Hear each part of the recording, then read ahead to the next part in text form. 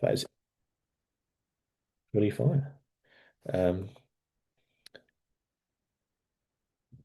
can I just double check? Like you can see that screen though, just if someone doesn't mind giving me a thumbs up. Anyone? Cool. Perfect. Yeah, so it's because I've got it on a second desktop, so I was just kind of like double checking. So overcoming unhelpful perfectionism and dealing with your inner critic is, like I said, the topic um, of today. And I think the reason, like saying unhelpful perfectionism, is because some level of perfectionism are absolutely fine. Sometimes it can be even beneficial. It's when it starts to derail us and as the name kind of suggests, where we kind of feel like if things aren't perfect, that tends to be where that fuck it mentality kind of starts to kick in. We start beating ourselves up, and that can be what kind of creates that yo-yo effect. It can lead to things such as, binge eating. It can lead to giving up and quitting on our goals. The "I'll start Monday" kind of mentality. And as we're kind of doing with a lot of you on the kind of like one-to-one coaching calls as well, one of the skills that we want to continuously focus on and develop is creating that space between you as a person, so known as like yourself in context, and that inner critic and that perfectionism kind of like mindset as well. So when we look at it, you know, what it is, as I said, sometimes it can be a bit of a double-edged sword because particularly if you are a very kind of driven person, the issue sometimes with perfectionism is it can work. So if you think sometimes in your career, for example, if you are really focused on, you've got that voice in your head saying, do more, work harder, keep pushing, it works in terms of you tend to find that people that have these traits tend to be really successful in a lot of areas of their lives. The issue is when it's not coming from necessarily a healthy place, when we hit these different kind of like milestones, we almost kind of fall into that trap of I will be happy when I hit X amount of money. I will be happy when I eat, like reach a certain body composition. And then you get there, and all of a sudden you realize, shit, I don't feel content. I don't feel happy. That voice starts beating you up, and you start to push it even further or even more, or then it can kind of like derail you. Um, and then, like I said, we've got kind of like two sides of it. So we've got the helpful side and the unhelpful side. So when it is helpful, this tends to be when our motivation tends to be more value driven. So rather than just purely being kind of like goal orientated, so it's I'm only going to be content if I've lost £2 this week, is more focused on, right, I want to work hard because my goal is personal growth. I want to go to the gym, stay fit, eat healthy foods because my value and my objective is to be, is the value of health. So I want to be a healthy person. I want to turn up for my family. And it's more approach orientated as well. So as we kind of said here, when we set targets, we're more focused on the things that we can control. So in terms of, have I shown up to myself? Have I kind of said what I'm going to do in terms of the gym and the effort that I kind of put into things? Rather than the actual outcome itself. And there's nothing wrong with setting these goals as well. But the problem is if that's your kind of sole thing that you're relying on, that tends to make your self-esteem in general and your ability to hit these kind of goals very kind of fragile and very vulnerable. So this is again why you get people that step on the scales and rather than seeing it as what it should be, which should be like a data-driven thing. So it's kind of like, right, okay, we're just using that for a little bit of data, they're holding all of their self-worth and whether they failed or succeeded in purely what that number says. And again, I've got a post that's kind of coming out about this week as well as the other side of this is, if you already feel like a failure, if you already kind of like are beating yourself up, if you're doing things from a place of self-hatred, usually that's when you end up looking in the mirror and actually you see a reflection of a failure kind of coming back at you. This is why, like, it's so important to kind of work on this kind of like mindset stuff and this inner confidence first at the same time as focusing on, the external at the same time. Otherwise, you are just going to get stuck in this. never-ending cycle. And this is the goal with Confidently You in general, and why I kind of set it up is I want you guys to get off of this conveyor belt because, like I've done a post about this as well, like how many people have got parents that are just literally always on a diet, always talking about weight. And life is really, really short. This is why we really want to focus on other kind of things. As again, helpful reactions to kind of setbacks, kind of like sets of like, setbacks are viewed as learning opportunities rather than kind of like a personal failure. So again, nothing wrong with wanting to lose body fat. We'd all be lying if, we said that we didn't want to look better. Um, but it's about not holding your self-worth in that and not seeing it as a personal kind of attack when things don't necessarily go your way, doing things from a compassionate kind of mindset as well. So I've got the self-compassion worksheets that you would have seen in the WhatsApp group, and I've sent some of you those in our one-to-one calls. Obviously, if you haven't got them, then obviously let me know. I can send them over. Um, and again, it's more about focusing on all of this stuff will tend to lead to more satisfaction, more resilience, and a higher kind of self-esteem as well. Because this is part of self-esteem also is real self-esteem versus kind of like the fake stuff that sometimes you see online is actually being fully accepting and open to all of your kind of valuabilities, vulnerabilities and flaws. Most of us kind of spend our lives trying to hide them, and this is where perfectionism kind of tends to kind of like stem from, rather than actually kind of showing vulnerability, being honest, being open. And actually, if you start being open and honest, compassion kicks in. You just find that overall mental health and your ability again to move forward just becomes like a lot better. But this is the stuff that we're trying to like stop and notice is unhelpful perfectionism. So this is usually when you kind of live in a state of almost like anxiety. You're doing it for external validation, for other people's approval. You have a fear of failing.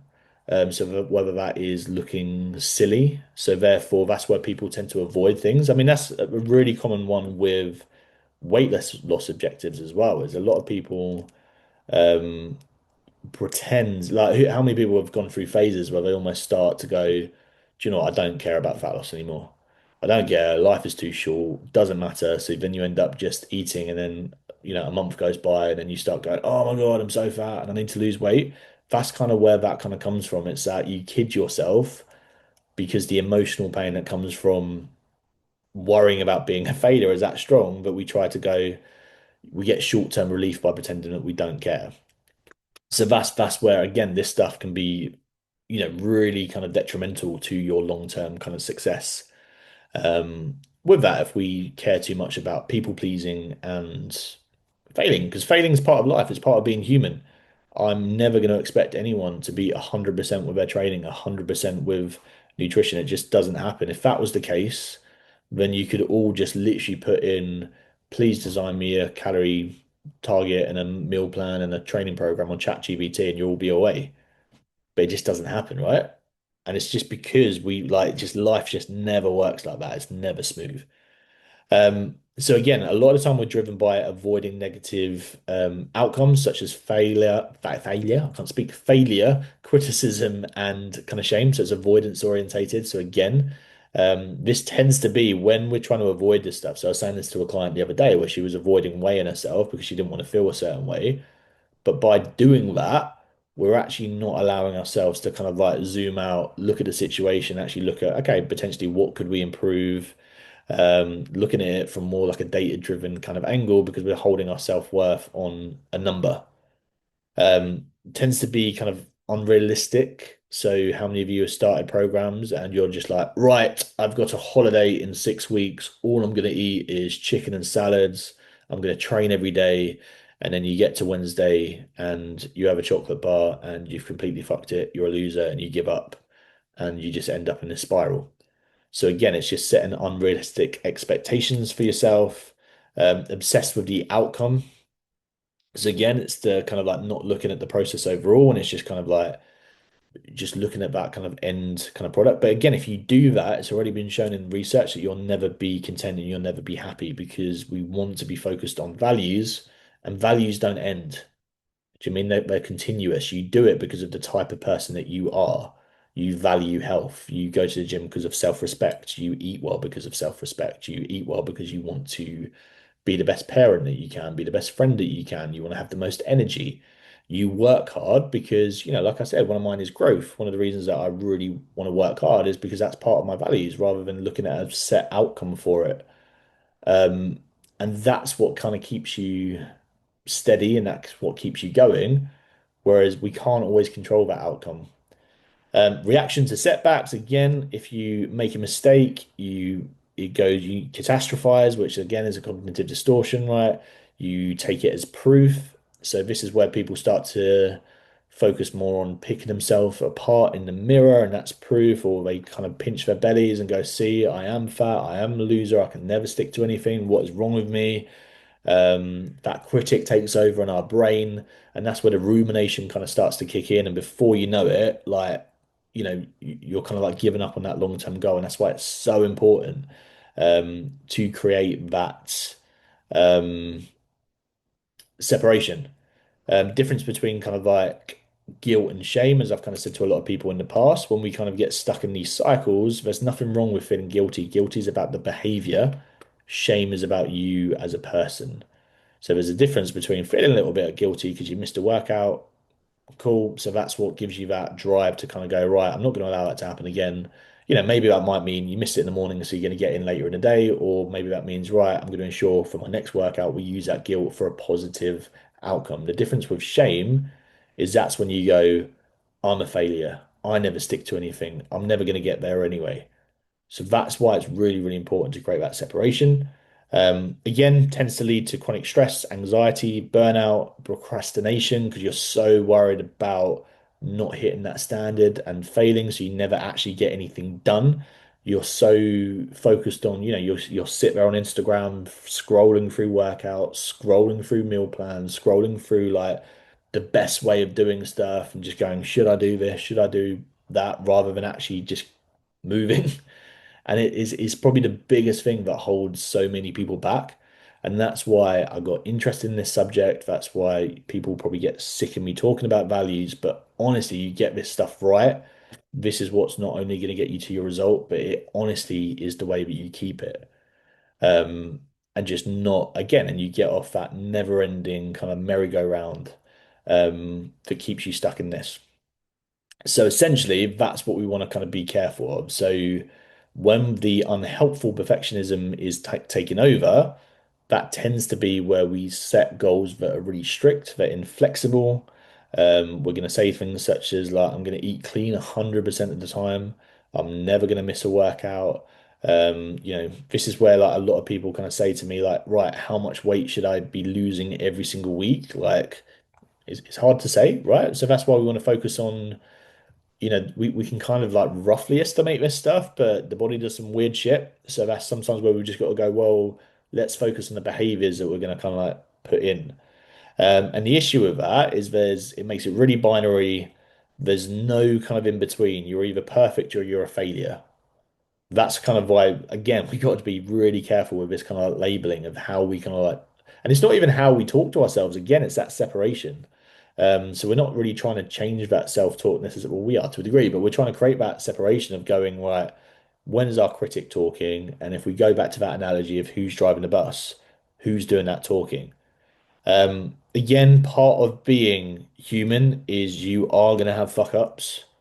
Whereas your perfectionism mindset and that inner critic is not going to allow you to do that. So any deviation from that um, means that, again, you failed, you fucked it. What's the point? Whereas, if we go back to, helpful perfectionism, or, I'm just going to take that slide out. If we go back to more yourself in context and value driven, well, as I've kind of said in the past, if you are going to value health, if you are going to value resilience, maybe if you're going to value family, would you be beating yourself up? So many people that I work with, one of the things that they say is they don't want to pass on disordered eating kind of like patterns to their kids. So they might go, that's why I don't want to like calorie count, or that's why I want to do that. But is beating yourself up because you've had cake, a good example to set? Is that moving in the right direction to as to kind of like what you value? Is that actually a helpful thought? And again, that tends to be, we get stuck in catastrophizing, we get stuck in emotional reasoning, um, and it just creates this downward spiral. It just keeps people trapped. And as I say it over and over again, like with this value alignment stuff, and with the mindset stuff, it's stuff you have got to practice. And if you honestly get really good at psychological flexibility, it's not just me saying this. I've got studies that I'm going to share in an email next week, and I'm going to put a lot of content out about it. It's been shown that people that are more psychologically flexible not only lose more weight, they keep it off. It has just been clearly shown they're going to have more emotional resilience. They're going to not, give up so easily. They have more kind of satisfaction in life, like overall, and they feel more kind of like content overall because we're not allowing ourselves to be dictated by emotions and just how we feel. Um, and again, this is what's going to help you escape from binge eating kind of behaviors and overeating. A lot of the time, that's where that cycle comes from. And that's what I mean with like, to a degree, unhelpful perfectionism is the one when you sign up to the 6 week shred plan, that's the one initially where you get to the end of the 6 weeks, you've lost loads of weight. Like some of you maybe have done like different courses like that before, and you feel great and you feel like it's worked, but then you just burn out and you just go back. So it can work for a short amount of time, but for long-term success, you cannot bully yourself into change. So again, it usually is going to lead to just intense restriction followed by, you know, binging. The what the hell effect is actually a study. So when we actually talk about the fuck it mentality, there was a big study that was done on that to show that was like, proven to be true when we set rules that are just too rigid or when we set rules on outcomes rather than values. Again, the intense like guilt and shame that we kind of feel. Again, like I kind of said, like that's my argument with guilt and shame is actually like guilt is not always necessarily bad. It's the shame that we're trying to kind of separate from. And I've got another post that I'm kind of like going to be doing on kind of shame. I think it's actually out tomorrow about a film where it's kind of saying about the goal is not always to kind of end overeating, it's kind of to end the shame that's associated with it.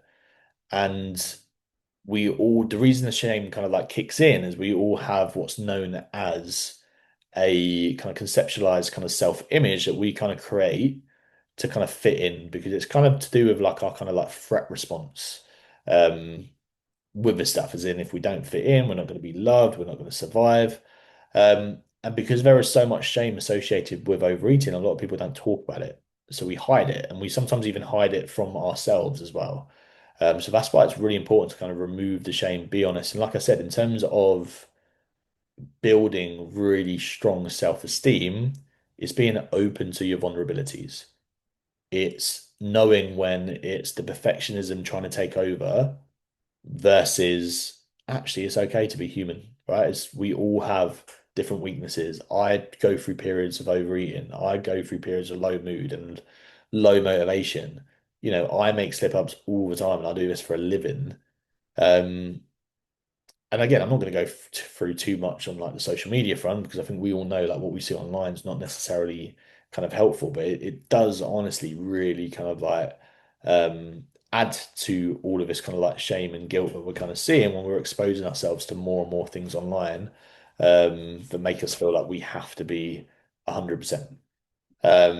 And again, this is where we get stuck in that kind of cycle because rather than again, trying to go back to the values, trying to break free from this stuff, because this is what creates a lot of vulnerability and anxiety in a lot of people, is when we try to, be more, be self-compassionate, be more value-driven, not set, aggressive targets, people start to be like, right, well, how the hell am I going to hit my target then? How am I ever going to get to my goal? Because, perfectionism or unhelpful perfectionism so far has been such a big part of their life and how they've made decisions that actually stepping away from it does create a little bit of anxiety. Um, and it will do, but as you can kind of see, all that happens is when you go, right, I'm just going to be perfect again. That's it. From, all things such as I'm going to start again Monday or, that's it. I'm never going to eat a bad food again. that's the perfectionism, and that's what's keeping that cycle going. And until we break that mindset, um, you are just going to be going around in circles over and over and over again.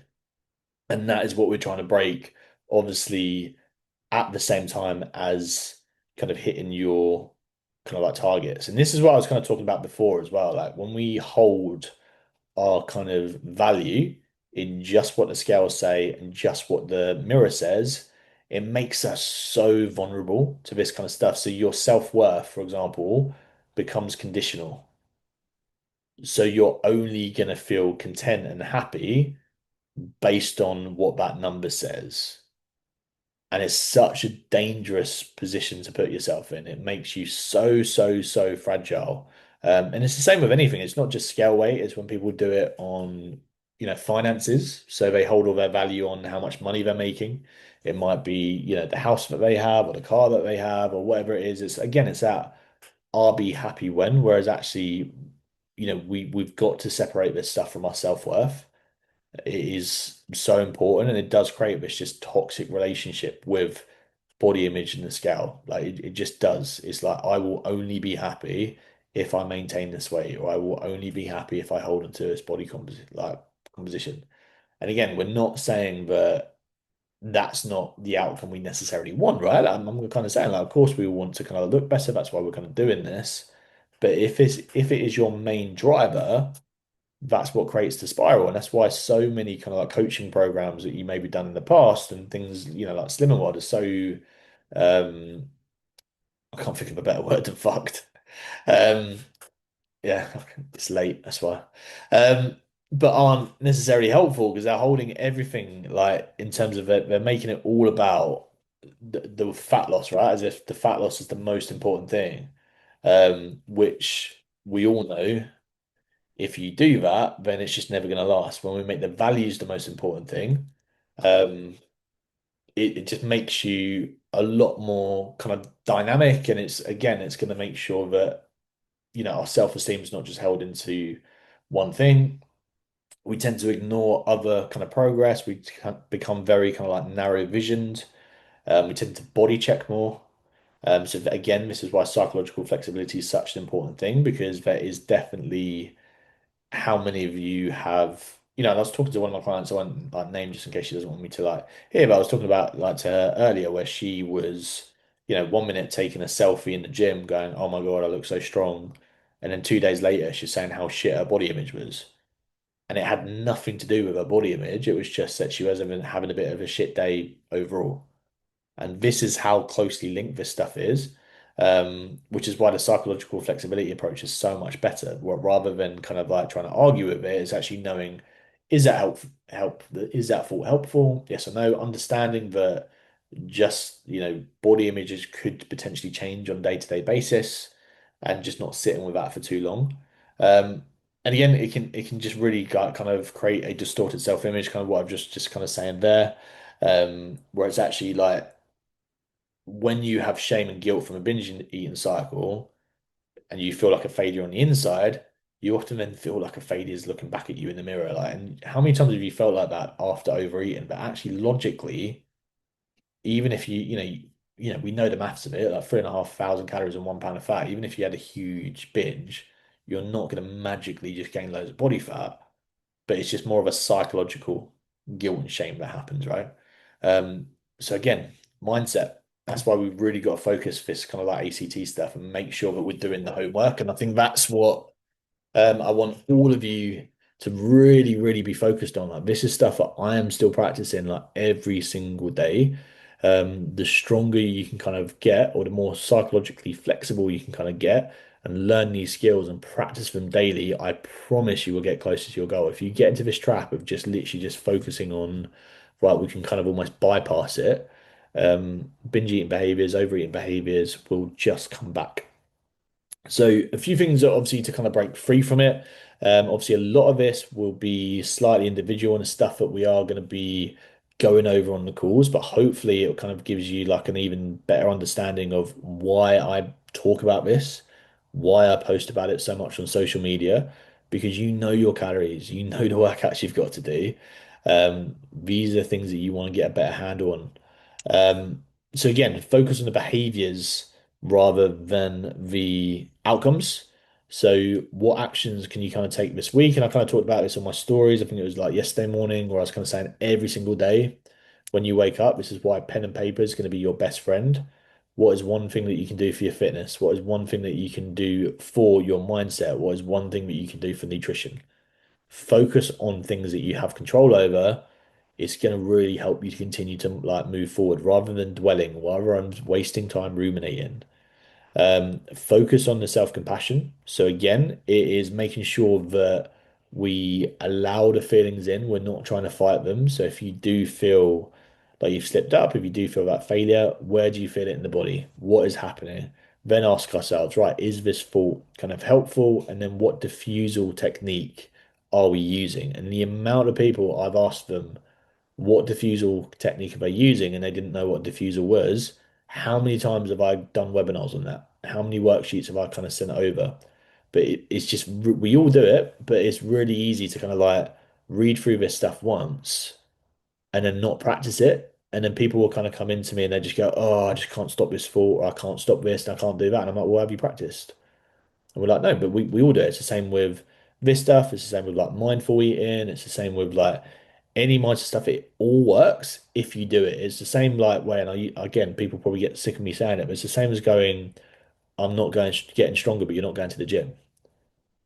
If we're not working on this mindset stuff, then what do we think that's going to happen? And again, it's just at some point, you're going to want to do these goals again. So all quitting does is just gives you that instant feeling of relief. And then before you know it, the problems come back.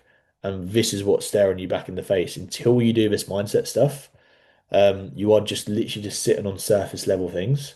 Like we know the calories, we know everything else, we know how fat loss works. The hard bit is how do we kind of stop that perfectionism from taking over and steering us in the wrong direction and taking us away from our goals. So again, that's why separating yourself from that inner critic is a huge skill. So I've said that to a few of you this week. So like part of cognitive diffusion, if we kind of think about, if you imagine that your critic is a cartoon, what would they look like? What color hair would they have? How would they speak?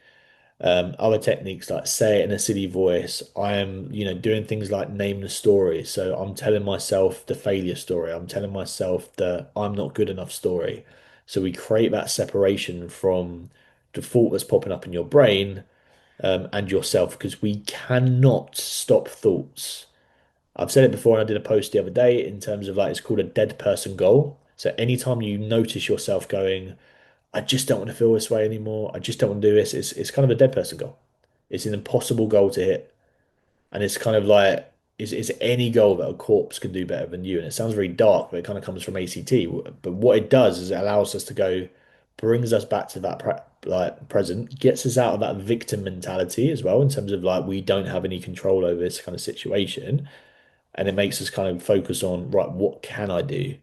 How can I move forward? If I'm going to be value aligned, what decision would I make next? And sometimes that decision could be right. I do maybe need to rest. I do maybe need to go to bed. So I kind of like think of things like a fresher head, but we've got to practice it. Um, but there you go. Leads me nicely onto that last bit, which is being value driven. So all of your daily actions should link to your core values. And if we do not know what these are, how the hell are we making decisions? We all have them. It is our moral compass to life. So if we haven't got those written down, and I will be bringing that up over and over again with clients as well, like I will be calling you out and kind of going, right, what are your values? When we feel these ways, like so even when people say, right, I don't have them, you do, because otherwise, what made you choose the career that you have? Where do you spend most of your time? What's the reason behind that? And even if you don't feel like, again, like even if you don't feel like you're in alignment with them at the moment, how do you want to live life? And then once we have those down, then we can kind of take those daily actions towards that goal. Because I don't think anyone's going, I want to spend my entire life thinking about dieting all the time, beating myself up, starving myself, avoiding social events. Things like that. So, but that's how we're acting sometimes, right? And when you set up like, that's why when coaching programs you set up and they literally ban every food group, but that's not value aligned. So that's why you never stick to it. You want your result to come as a byproduct of your values. And sometimes that helps you make difficult decisions as well. Like I was saying it to a client the other day, but one of her values was honesty. And it actually meant having a tough conversation with a friend about setting boundaries because you wanted to be honest, right? It doesn't like values don't always, they actually mean that they should be stronger than the emotion that you're feeling. Like this morning when my alarm went off and I wanted to throw my phone the other side of the room, I'm like, fuck this, I don't want to go to the gym. My value of self-respect and resilience kicks in. And it's like, well, I'm going to the gym because it's part of self-care. It's going to make me feel my best. It helps me with my mental health. That's my biggest thing. I know if I don't go, my mental health suffers. So who's the only person that's going to suffer? But my emotions are telling me not to go. They're telling me to get back in bed, to sleep. What's the point? Like you can go later. But the more you practice this, you learn that's how you overcome them. And that's why, again, when I get the messages where people are telling me, they just don't feel motivated, we know motivation comes after action. And this is how we kind of handle it. And again, it's writing things down. If we write things down, this is where we're making those promises to ourselves. So I said this to a client the other day where she was saying to me that she was annoyed that she didn't go to the gym and everything else. But even in her journal, it said, I will try to go to the gym tomorrow. You've already made the decision. A lot of the time with these things, we've Really? Did she really hey, say that? there you go. That's a good example, right? But like, when we say things like try or even myself, right? I've done it with the gym before where the night before I kind of go, I see how I feel, but I haven't set my alarm. My clothes aren't laid out. In terms of food, right? When we haven't actually looked at what time we're going to do the food shop, like we haven't actually got the good healthy foods in. So we've pre-made that decision. Um, and again, this is like by no means when I say this stuff, like none of it is easy, but it's kind of why I like the saying of like if we a lot of people, particularly around like mindset and nutrition and training, they like to make things really complex because we can hide behind complexity. So we can sit there and we can have these really in-depth conversations about hormones and cortisol and like, if you look at some of the workouts online and like, really complex workouts, like how should you train? How many sets should you do? What exercise are best and everything else. When we make things really, really simple, we can't hide behind it. We can hide behind complex things because people go, oh, well, I can't because, it's this and it's that. And we have all of these kind of like arguments that are a bit like, they're just excuses, right? They're just excuses as to why we're not doing things. When we make things really simple, we just get a pen and paper out and we go, tomorrow at this time, I'm going to the gym and you've either turned up or you haven't. Tomorrow, I'm going to ensure that, so one of mine today is to really push fruit and veg intake. And I'm like, every single meal, I'm going to get fruit and veg in. I've written it down. And guess what's happened? Every single day today, I've got fruit and veg in because it's at the top of my mind. It's like, I've written it down. Whereas when life is busy and we kind of get taken up, if I sat there and I was like, every macro's got to be 100% and I'm going to meal prep everything and everything's going to be like this and looking at what's optimal. It's the same with the gym, right? You are going to have more mediocre workouts than amazing ones. Like I say this over and over again, but the difference is you turn up. You are going to get much better results if for the next year you consistently go into the gym. You might have some workouts where you walk in, it's really busy, every machine. I did it this morning, someone was on my bar. That's always the worst, isn't it? Like you look at a bar and you're like, that's the one I use. Why are you on my bar? So I had to use another bit of kit and things felt a little bit achy. I felt a little bit tough, but you get it done. And you do that on repeat, consistency over intensity. See, I like my sayings. Um, but again, and then moving from um, a rigid kind of mindset to psychological flexibility. So flexibility is being present. So it's being fully aware of the here and now. We're not worrying about the future. We're not ruminating about the past. We are going in this moment in time. What can I do? What can I do to move me towards my kind of objectives and goals? Like worrying too much about the future, again, you're just wasting time. And same as ruminating in the past. You are opening up, you're allowing yourself to feel difficult thoughts. We're not trying to suppress them. That's different. If we allow negative emotions in, we are going to emotionally regulate so much better. Whereas actually, the more you suppress it, usually they just come out and they just kick you in the face later on down the line. So you got to sit there and sit with it. So if you feel guilty, cool. sit with it. If you feel frustrated, sit with it. If you feel angry, sit with it. But there is a difference between acting on anger and feeling angry. You can feel angry, emotionally regulate it, observe it, take on the mindset of an observer. Where do you feel it? So the best way to do that is where do you feel it in the body? I've got another emotional worksheet as well, which is on the app, but if anyone wants it, I can send it across. So how many of you can say, right, what does sadness feel like? What does guilt feel like? So how do we know we're guilty when we actually really like zone in on it? So when we start doing this stuff, because it's stuff that we're not really taught, but when we start going, oh, I feel anxious, a lot of us panic and we go, oh my God, anxiety is really bad. When we sit around, we go, cool, I feel anxious. Where do I feel that? Okay, heart rate's a little bit up, fingers are a little bit tingly, breath's a little bit thin. Cool, what do I need to do? Just slow my breath down a little bit, focus on that, allow it to pass, sit with it, and it passes a lot better rather than being scared of your emotions, or trying to change them. Like we kind of said in the past, that's where we get anxious about feeling anxious, knowing what matters. So having a clear vision of kind of values. It's not the fat loss. None of you have come to me for fat loss. You've come to me because of what it's doing. You want to live a more fulfilling life. That's what you've come to me for, right? So that has got to be based off your values. You want to be able to, go on a holiday and not miss out on opportunities because you're too scared of like, your body being seen. You don't want to be constantly worried every summer when the warmer weather comes. Even though look, I'm wearing a jumper today, it's fucking mad, isn't it? The weather what it's doing. But like even when the warmer weather comes, oh my God, I've got to take layers off. You don't want to be sitting there thinking that all your friends are staring at your stomach and thinking that you've gained weight. It's about like how you want to live your life. It's not about the fat loss itself. And then again, doing what matters. Your values should be stronger than the emotions you're feeling. The amount of times that you've probably noticed that you've woken up not wanting to train and then you come out of the gym and you're like, oh my God, I can't believe I've done that.